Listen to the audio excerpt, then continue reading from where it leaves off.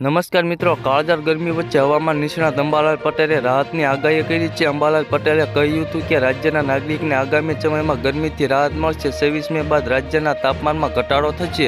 બંગાળના ઉપસાગરનું ચક્રવાત 24 થી 26 મે વચ્ચે તબાહી સર્જી શકે છે.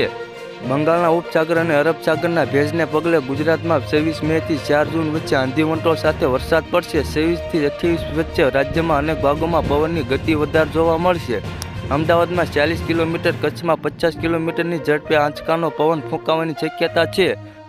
બંગાળના ઉપસાગરના ચક્રવાતની અસર પશ્ચિમ બંગાળ, આંધ્રપ્રદેશ, ઓરિસ્સા સહિત ભાગોમાં જોવા મળશે. 14 થી 28 જૂન વચ્ચે નિરંતર ચોમાસું ગુજરાતમાં આવવાની શક્યતા છે.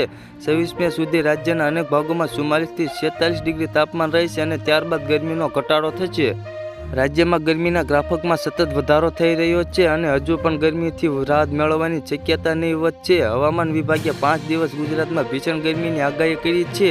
તો બુધવારે 6 શહેરમાં 45 થી વધુ તાપમાન નોંધાયું, તો 13 શહેરમાં 43 થી વધુ મહત્તમ તાપમાન નોંધાયું હતું. તો મિત્રો, હાલ માટે એટલું જ. ફરી મળીએ નવી અપડેટ અને નવા સમાચાર સાથે. તે પહેલાં ખાસ કરીને વિડીયોને લાઈક અને વાયટી ગુજરાતી ન્યૂઝ યુટ્યુબ ચેનલને ખાસ કરીને સબસ્ક્રાઈબ કરવાનું ભૂલતા નહીં મિત્રો.